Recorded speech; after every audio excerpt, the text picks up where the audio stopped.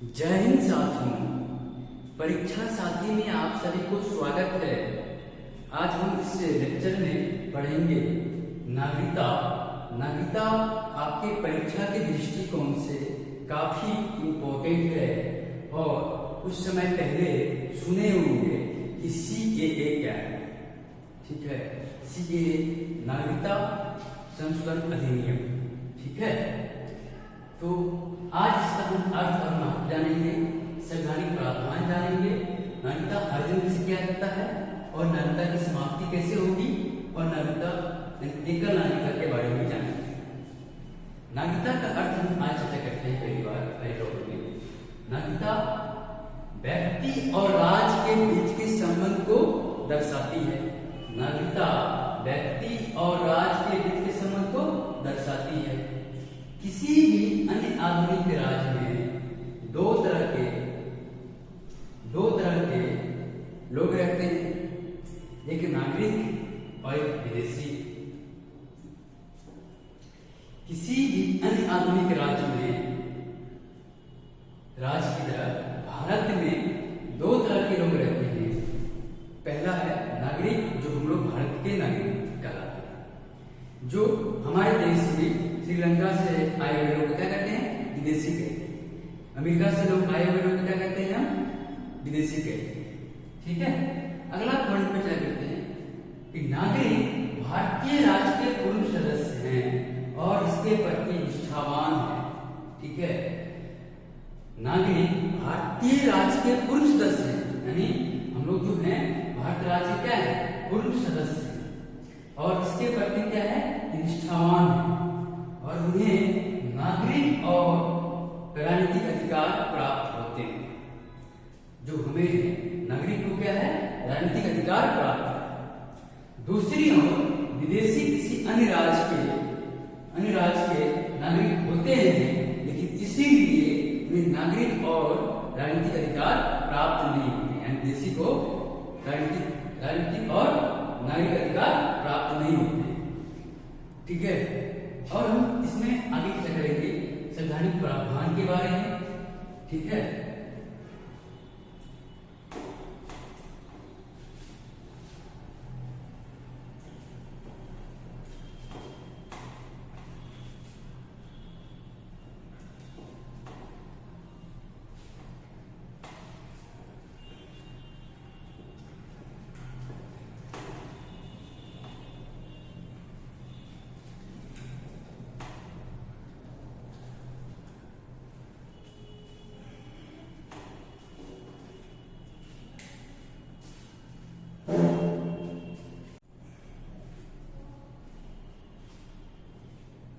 अगला पॉइंट है संविधान भारतीय नागरिकों को निम्नलिखित अधिकार और विशेषाधिकार प्रदान करता है। यानी कि जो नागरिक को अधिकार और विशेषाधिकार जो दिया गया है वो सिर्फ नागरिकों के लिए है, विदेशियों के लिए नहीं। अनुच्छेद 15 धर्म और मूलवंश, जाति, लिंग और जन्मस्थान के आधार पर भेदभाव का विरुद्ध अधिकार सिर्फ नागरिकों के लिए। ठीक है, अनुच्छेद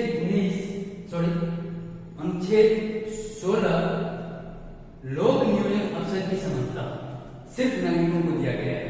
लोक नियोजन के अवसर की समानता जो है सिर्फ नागरिकों के लिए दिया गया है। विदेशियों को देंगे तो क्या होगा, वैसे हमारे यहाँ नौकरियां बहुत कम हैं और दूसरे कंट्री के लोग आ जाएंगे, यहाँ एग्जाम का कंडक्ट परीक्षा तैयारी करवाना शुरू कर देंगे और दूसरे कंट्री के लोग नौकरी करना शुरू कर देंगे।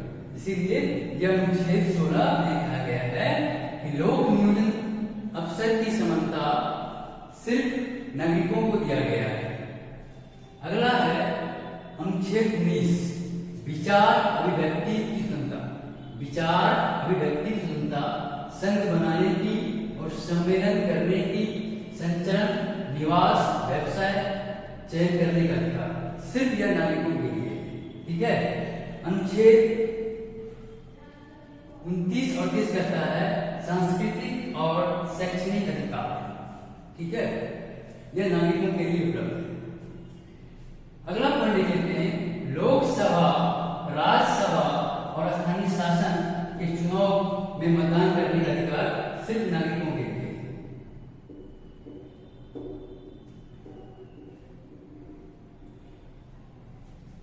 ठीक है। लोकसभा, राज्य विधानसभा और स्थानीय संसद चुनाव में मतदान करने का अधिकार क्या है? सिर्फ हम नागरिकों के लिए दिया गया है। अगला पॉइंट है संसद और राज्य विधानमंडल की सदस्यता के लिए चुनाव लड़ने का अधिकार सिर्फ नागरिकों के लिए है। संसद और राज्य विधानसभा में चुनाव लड़ने के लिए सिर्फ नागरिकों के लिए है, ठीक है। अगला पॉइंट है सार्वजनिक पदों में जैसे कि राष्ट्रपति, उपराष्ट्रपति, उच्चतम न्यायालय, उच्च न्यायालय और न्यायाधीश राज्य के महान्यायवादी महाधिवक्ता का योग्यता रखने का अधिकार सिर्फ किसके पास है? सिर्फ नागरिकों के पास है। ये हमारे 5 मौलिक अधिकार हैं जो सिर्फ नागरिकों के लिए दिया गया है। तो हम लोग इसको याद करके रखेंगे कि ये हमारा 5 मौलिक अधिकार है। Article 15, article 16, article 19, article 29, article 30, ठीक है। ये हमारे 5 मौलिक अधिकार है।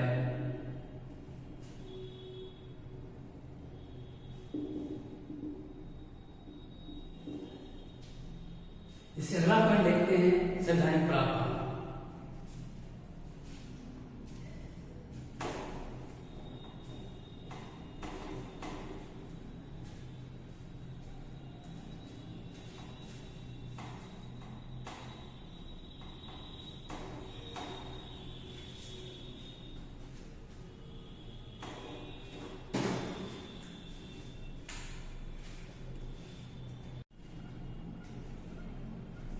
आगे संवैधानिक प्रावधान देखते हैं। संवैधानिक प्रावधान के बारे में देख लेते हैं। क्या है?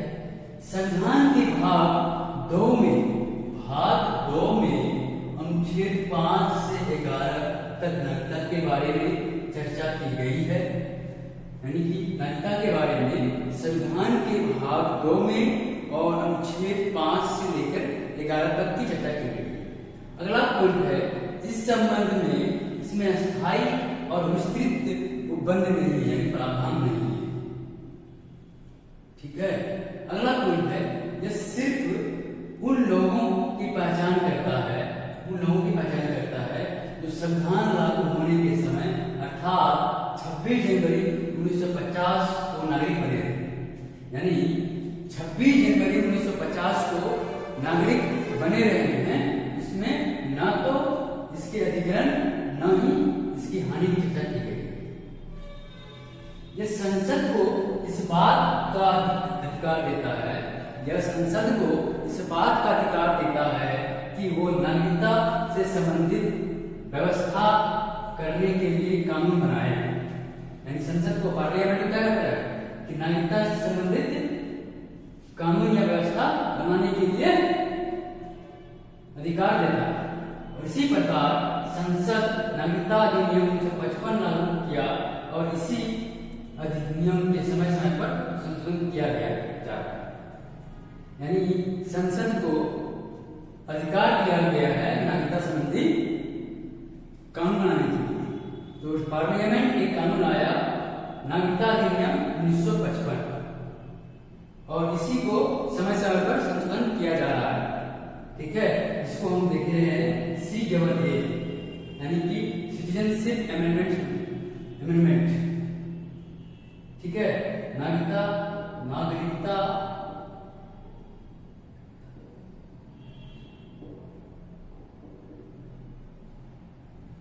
संशोधन अधिनियम।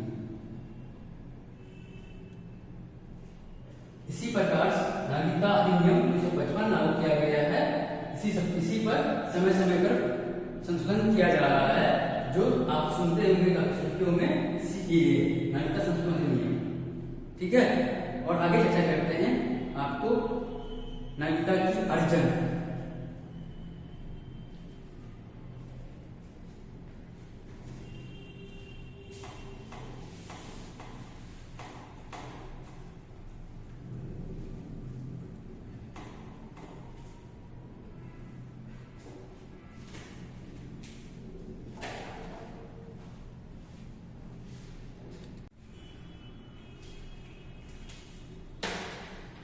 नागरिकता अधिनियम 1955 अभी बाड़े में मुख बंद लिख लेते हैं। नागरिकता अधिनियम 1955 जो पार्लियामेंट के द्वारा बनाया गया था कानून। नागरिकता अधिनियम 1955 संविधान लागू होने के बाद अर्जन और समाप्ति के बारे में बंद करता है। नागरिकता का अर्जन के बारे में लिख लेते हैं।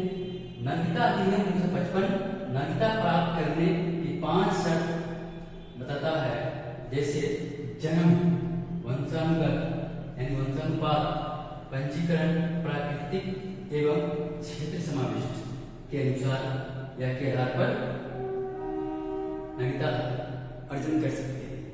नागरिकता अधिनियम 1955 नागरिकता प्राप्त करने की 5 शर्त है, जैसे कि जन्म के आधार पर, वंशानुपात के आधार पर, पंजीकरण के आधार पर, प्रकृति और क्षेत्र समाविष्ट के आधार पर। अगला पॉइंट ले लेते हैं नागरिकता की समाप्ति। नागरिकता अधिनियम 1955 में अधिनियम के संवैधानिक व्यवसाय के अनुसार प्राप्त नागरिकता होने के 3 कारण बताए गए हैं: त्याग, बर्खास्त और वंचित। नागरिकता की समाप्ति जो है इसमें 3 कारण हो सकते हैं: त्यागना और बर्खास्त और वंचित। स्वैच्छिक त्याग के बारे में चर्चा करते हैं। स्वैच्छिक त्याग एक भारतीय नागरिक जो पूर्ण आयु और क्षमता का हो, एक भारतीय नागरिक जो पूर्ण आयु और क्षमता का हो, ऐसी घोषणा के आधार पर वो भारत के नागरिक नहीं रहता है और अपनी नागरिकता को त्याग देता है। यानी कि मान लीजिए कि आप भारत के नागरिक हैं और अमेरिका चले गए तो आपको जो इच्छा है कि हम भारत के नागरिक नहीं रहे और अमेरिका के नागरिक बने रहे, तो आप सुरक्षित त्याग कर सकते हैं। ठीक है। अगला है कि बर्खास्त। तो बर्खास्त और वंचित, बर्खास्ती के बारे में हम चर्चा करते हैं आगे। ठीक है।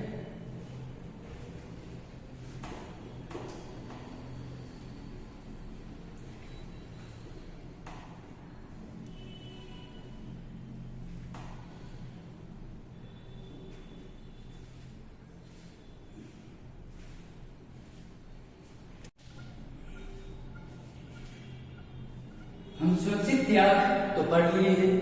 सुरक्षित त्याग के बाद हम आते हैं बर्खास्त के द्वारा।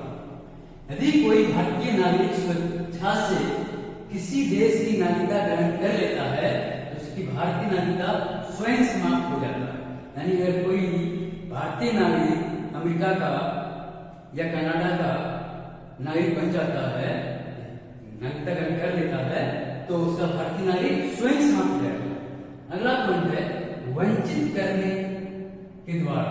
वंचित करने के द्वारा केंद्र सरकार द्वारा भारतीय नागरिक को आवश्यक से बर्खास्त करना हो, यदि वो नागरिकता फर्जी तरीके से ले लिया हो, यदि नागरिक संविधान के प्रति अनदेखी किया हो, यदि नागरिक ने युद्ध के दौरान शत्रु के साथ गैर कानूनी रूप से संबंध स्थापित करता हो, उसे कोई राष्ट्रविरोधी सूचना देती हो, यदि कोई नागरिक युद्ध के दौरान शत्रु के साथ गैर कानूनी रूप से संबंध स्थापित करता है और राष्ट्र विरोधी की सूचना देती है, तो उसे बर्खास्त वंचित कर जाएगा। यानी कि भारतीय नागरिकता से वंचित कर जाएगा भारतीय नागरिक से। अगला पॉइंट है पंजीकरण और प्राकृतिक नागरिक के 5 वर्ष के दौरान नागरिकता किसी भी देश में 2 वर्ष तक कैद हो गई। यानी कि पंजीकरण या प्राकृतिक नागरिकता के 5 वर्ष के दौरान नागरिकता को किसी देश के 2 वर्ष के लिए कैद हो गई तो उसका नागरिकता खुद जो है बर्खास्त हो जाएगा या वंचित कर जाएगा। नागरिक समान रूप से भारत में रह रहा हो। ठीक है। इतना आज हम इस क्लास में इतना ही पढ़ेंगे। आगे हम नेक्स्ट चैप्टर में या नेक्स्ट क्लास में हम आपका आगे इस पर चर्चा करेंगे। Thank you so much. मिलते हैं अगले